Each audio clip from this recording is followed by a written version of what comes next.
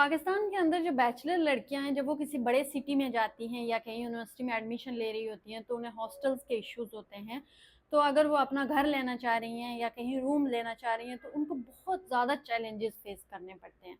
Recently मेरी एक friend जिस बिल्डिंग के अंदर मैं रह रही हूँ, वहाँ पे एक फ्लैट लेना चाह रही थी, और जब वो फ्लैट लेने के लिए आई तो यूनियन ऑफिस में हम बैठे, तो उससे ऐसे ऐसे क्वेश्चन पूछे गए कि मतलब वो क्वेश्चन एक आम शहरी से या एक इंसान से नहीं पूछे जा सकते।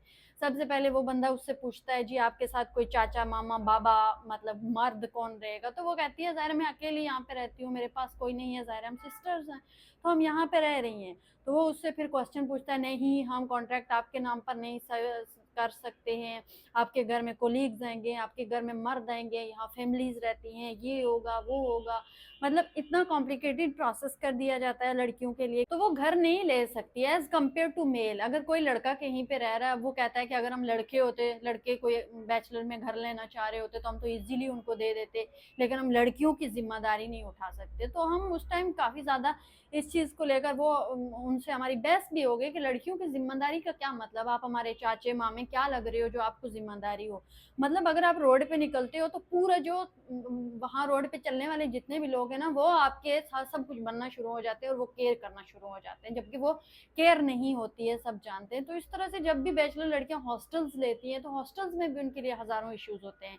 सबसे बढ़कर ये इशू होता है कि आपकी टाइमिंग की इतने रिस्ट्रिक्शन है, नहीं जी आप 10 बजे के बाद नहीं आ सकते, या जो लड़की अगर जॉब कर रही है, नाइट ड्यूटी कर रही है, वो रात को 1 या 2 बजे आएगी, वो कैसे करेगी ये सारे? तो इतनी उनके ऊपर जबरी किस्म की पाबंदियां लगाई जाती हैं कि एक लड़की के लिए फिर घर से निकलना, सरवाइव करना इस सोसाइटी के अंदर बहुत मुश्किल हो जाता है।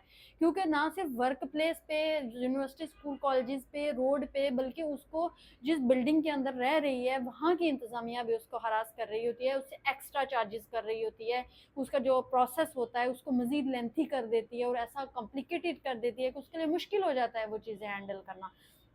तो इस सिचुएशन में सिर्फ जो लड़कियां हैं वही स्पोर्टिव रोल दे सकती हैं एक दूसरे के लिए, एक दूसरे के साथ रह सकती हैं।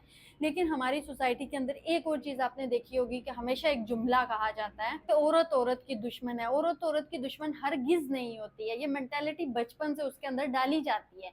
कहीं ना कहीं माँ उसके ऊपर और भाई के बीच में जो डिफरेंस कर रही होती है, तो वो उसके माइंड में पल रहा होता है। बाकी जब वो बाहर निकलती है सोसाइटी के अंदर, तो वो चीज़ें वहाँ पे डिफरेंशिएट की जा रही होती है, वहाँ पे उसके अंदर पलती हैं।